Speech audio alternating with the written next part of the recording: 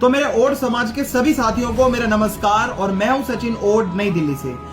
तो साथियों, आज जो मैं कहानी आपको बताने जा रहा हूं मां जसमा की, वो केवल एक कहानी नहीं है, ये हमारे समाज का गौरव है और ये हमारी पहचान है। एक ऐसी बेटी की कहानी मैं आज आपको बताऊंगा जिसने बचपन में अपनी मां खो दी, सौतेली मां के ताने सहे, दुख देखा, फिर भी अपने नाम को इतिहास में अमर कर गई, और वो है मां जसमा। आज भी राजस्थान और गुजरात के कई इलाकों में लोग सम्मान से उनका नाम लेते हैं, तभी मैंने भी उन्हें मां जसमा कहकर पुकारा। ऐसी बेटी हर समाज में पैदा नहीं होती, और आज की ये कहानी ओड समाज की शान है। मां जसमा ओडण की कहानी अब मैं आपको शुरू करके बताता हूँ। सोरठ काठियावाड़ की धरती पर दलाजी ओड के घर एक प्यारी सी बेटी का जन्म हुआ और उसका नाम जसमा रखा गया। लेकिन किस्मत ने बचपन से ही जसमा की परीक्षा शुरू कर दी थी। जन्म के कुछ ही दिनों बाद उसकी मां इस दुनिया को छोड़कर जा चुकी थी, यानी कि उनके जीवन की समस्याएं शुरू हो चुकी थी, जिसे अभी मां बोलना भी नहीं आता था, और उसके सर से मां का साया उठ जाना अपने आप में बहुत बड़ा दुख है। अब घर में सन्नाटा था और दलाजी के सामने सबसे बड़ी चिंता थी कि इस छोटी बच्ची का पालन पोषण कैसे होगा। तो इसीलिए उन्होंने दूसरी शादी कर ली और वो नई पत्नी को घर ले आए। लेकिन नई मां ने जसमा माता को कभी सच्चा प्यार नहीं दिया। कई बार छोटी जसमा रोते रोते अपने काका के पास जाती और अपनी सौतेली मां की शिकायत करती। तब दलाजी उसे सीने से लगाकर समझाते, उसकी हिम्मत बढ़ाते और उसकी सौतेली मां को डांट भी लगाते। तो साथियों, ओड समाज के बारे में थोड़ा सा मैं आपको बताना चाहूंगा।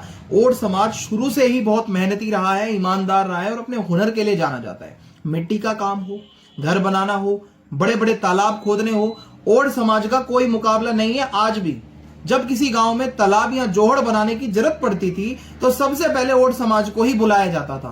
पूरा कबीला एक जगह से दूसरी जगह जाता था, दिन रात मेहनत करता था और सूखी धरती को उसी पानी से भर देता था। और इसी मेहनत कश और स्वाभिमानी समाज में जसमा बड़ी हो रही थी। तो दोस्तों, ओड समाज की जिंदगी कभी एक जगह टिककर नहीं रही है, और कई अंग्रेज इतिहासकारों ने ओड समाज को ट्राइबल कहकर भी पुकारा था, क्योंकि ये लोग काम की तलाश में पूरा परिवार लेकर एक जगह से दूसरी जगह घूमते रहते थे। लेकिन सच क्या है? सच ये था दोस्तों कि ओड समाज मेहनत से जीने वाला समाज था। जहां काम मिलता था वहीं अपना डेरा वो डाल लेते थे, और जब तक तालाब, जोहड़ या मिट्टी का काम पूरा ना हो जाए, पूरा का पूरा परिवार भाई वहीं रहता था। तो ये लोग धरती को पानी देते थे, सूखे हुए गांवों को जीवन देते थे, लेकिन बदले में खुद की जिंदगी बहुत संघर्ष में गुजारते थे हमारे ओड समाज के लोग। फिर एक साल काठियावाड़ की धरती पर ऐसा सूखा पड़ा कि चारों तरफ हाहाकार मच गया। बारिश की एक एक बूंद को लोग तरस गए, तालाब सूख गए, खेत बंजर हो गए, जानवर प्यास से मरने लगे। और अब ओड कबीलों के सामने सबसे बड़ा सवाल था, पेट कैसे पालें। तब मजबूरी में कई ओड कबीले अपना घर बार छोड़कर गुजरात की तरफ काम की तलाश में निकल पड़े। इसी सफर के दौरान एक दिन दो ओड कबीलों की मुलाकात हो गई। भाई दलाजी ओड आगे बढ़े और प्यार से बोले, भाई तुम कौन हो, कहां के रहने वाले हो? तो सामने वाले लोगों ने बोला, भाई हम भी ओड हैं और काठियावाड़ के रहने वाले हैं। तो ये सुनते ही जो दलाजी थे उनमें अपनापन सा आ गया, भाई ओड ओड है। तो उन्होंने पूछा, काठियावाड़ में कौन से परगने के हो, किस एरिया के हो? तो सामने से जवाब आया, हम झालावाड़ परगने के हैं, हम झालावाड़ से हैं। बस इतना ही सुनना था। भाई दलाजी खुश हो गए, अरे फिर तो हम ओड ओड भाई हुए, आओ भाई गले मिलो, है ना। और देखते ही देखते दोनों कबीले खुशी से एक दूसरे के गले लग गए, दोनों क्योंकि ओड समाज के थे। तो दोस्तों, यही तो असली पहचान थी ओड समाज की, जहां खून से पहले बिरादरी का रिश्ता निभाया जाता था। याद रखना ओड समाज के लोगों।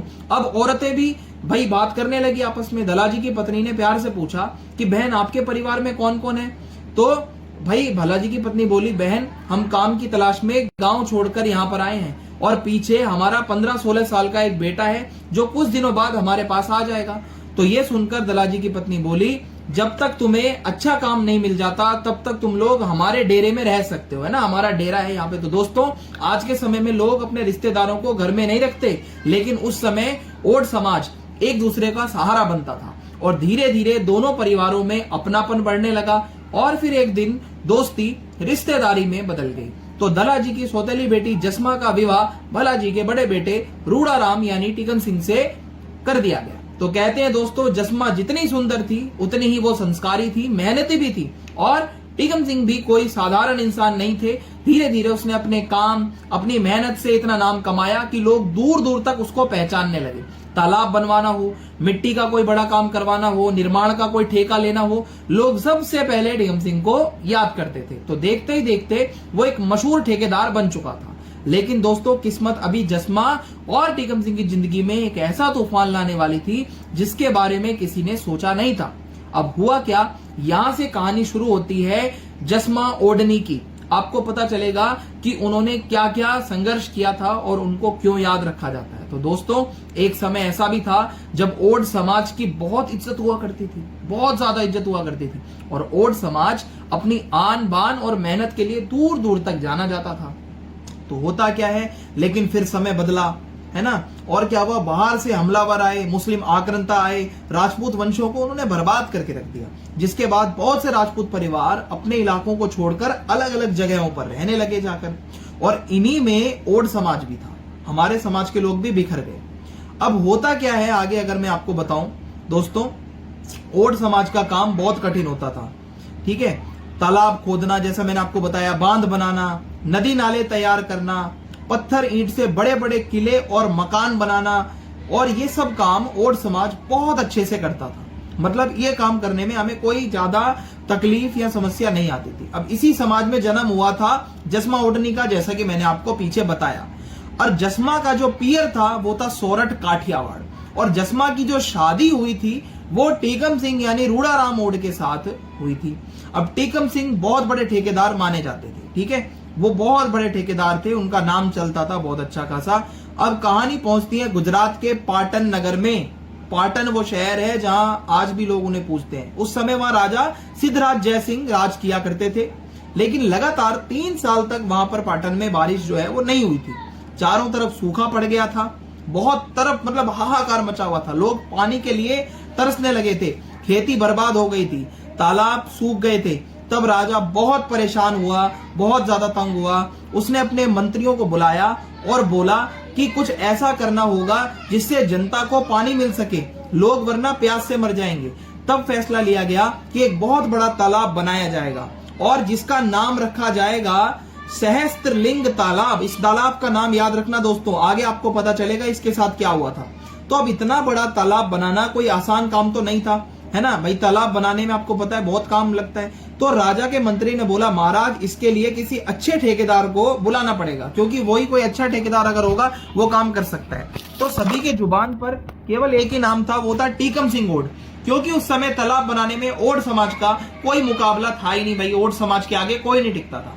तो राजा ने तुरंत संदेश भिजवाया कि भाई कुछ ही दिनों बाद टीकम सिंह दरबार में पहुंचे।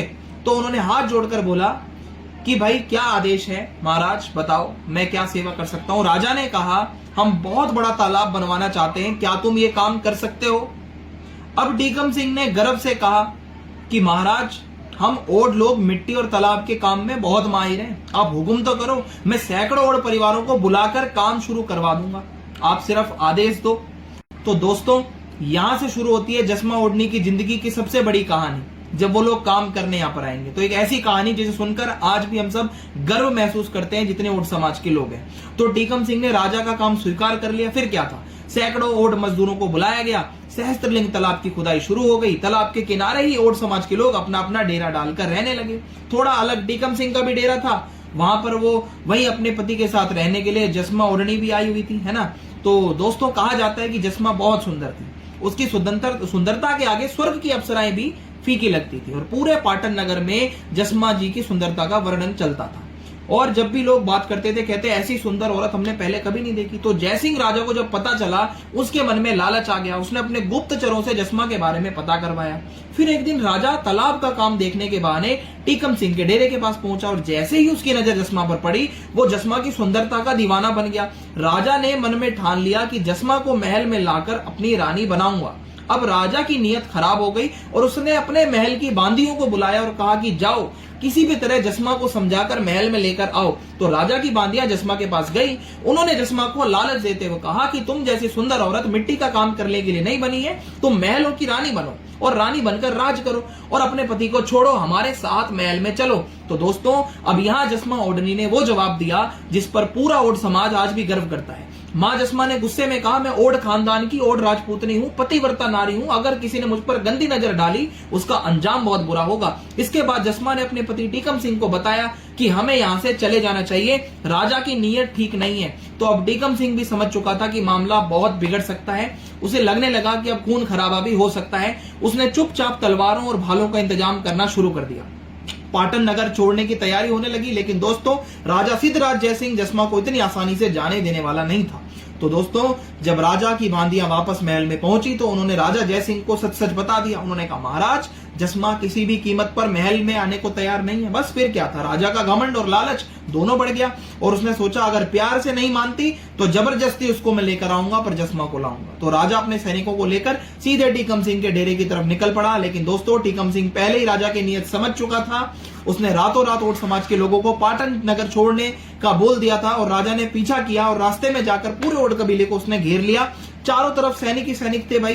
राजा ने जसमा से कहा, मेरे साथ महल चलो। लेकिन दोस्तों जसमा ओडनी ने वो शब्द बोले जो आज भी इतिहास में गूंजते हैं। जसमा ने सीना तानकर बोला, मैं अपने सतीत्व पर आंच नहीं आने दूंगी, चाहे मुझे अपनी जान क्यों ना गंवानी पड़े। हम यहाँ तालाब बनाने आए हैं, अपनी इज्जत लुटवाने नहीं आए हैं। बस इतना ही सुनना था। ओड वीरों ने अपनी अपनी तलवारें निकाल ली और देखते ही देखते राजा की सेना पर हम टूट पड़े। तो चारों तरफ तलवारों की आवाज गूंजने लगी। दोस्तों कहते हैं उस समय जसमा में ऐसी शक्ति आ गई मानो खुद मां चंडी रणभूमि में उतर गई हो। तो वो अपने पति टीकम सिंह के ओड वीरों के साथ दुश्मनों पर टूट पड़ी और धीरे धीरे सैनिकों को मौत के घात उतारती गई। और टीकम सिंह की पीठ में एक कायर सैनिक ने तलवार घोंप दी। उसके शरीर से खून बहने लगा और वो जमीन पर गिर पड़े। और अपने पति को उस हालत में देखकर जसमा का दिल टूटा। वो लड़ते लड़ते टीकम सिंह के पास पहुंची, फिर अपनी तलवार खुद अपने सीने में उतार ली और अपने पति के पास ही धरती पर गिर पड़ी। और मरते मरते जसमा ने राजा जय सिंह को श्राप दिया कि तेरे इस तालाब में कभी पानी नहीं रुकेगा, क्योंकि तूने एक पवित्र स्त्री का अपमान किया है। दोस्तों कहा जाता है कि उसी दिन से पाटन का वो तालाब कभी पूरी तरह पानी से नहीं भर पाया। आखिरी सांस लेते हुए जसमा ने अपने ओड समाज के लोगों से कहा कि अगर कोई ओड राजपूत मेरी बात को सुन रहा है तो हमें एक साथ जलाना, ताकि मैं अपने पति देव के साथ रह सकूं। दोस्तों तभी से जसमा को सती जसमा माता कहा जाता है। किसी ने उन्हें वीरांगना जसमा माता कहा तो किसी ने पतिव्रता नारी की मिसाल कही। तो ओड समाज में जसमा सिर्फ एक नाम नहीं है, वो सम्मान है, वो त्याग है और हमारी बिरादरी का गर्व है। तो तभी हम कहते हैं कि कमेंट बॉक्स में ज्यादा से ज्यादा लिखो जय जसमा माता, जय मां जसमा। जितने भी मेरे भाई गुजरात राजस्थान से इस वीडियो को देख रहे हैं, हम सभी ओड समाज के लोग हैं। आप मेरे से जुड़ो, अपना नंबर दो, मैं आपसे संपर्क करूंगा। मुझे बहुत खुशी होगी कि अगर ओड समाज के लोग जो जसमा माता में मानते हैं वो कमेंट करेंगे भर भर के, और मैं उनसे बात करूंगा। मुझे बहुत अपनापन महसूस होगा और आगे भी ऐसी कहानियां लाता रहूंगा। आपसे कॉन्टेक्ट करूंगा, आपके एरिया का इतिहास जानना चाहूंगा और कोशिश करूंगा कभी गुजरात जरूर आऊं, कभी पाटन नगर जरूर आऊं। तो साथियों आप ज्यादा से ज्यादा मेरी इस वीडियो को शेयर कर देना। आपसे इतनी गुजारिश है, यहाँ पे मैं कोई रुपया पैसा चंदा लेने नहीं बैठा हूं। मेरा काम है समाज के इतिहास को जोड़ना और आपकी तरफ वो वीडियो भेजना, और आपका काम है बस उस वीडियो को शेयर कर दो, बस और कुछ भी नहीं करना। कमेंट बॉक्स में जय जसमा माता लिख देना। भाई जय हिंद, जय भारत। मिलते हैं अगली वीडियो में।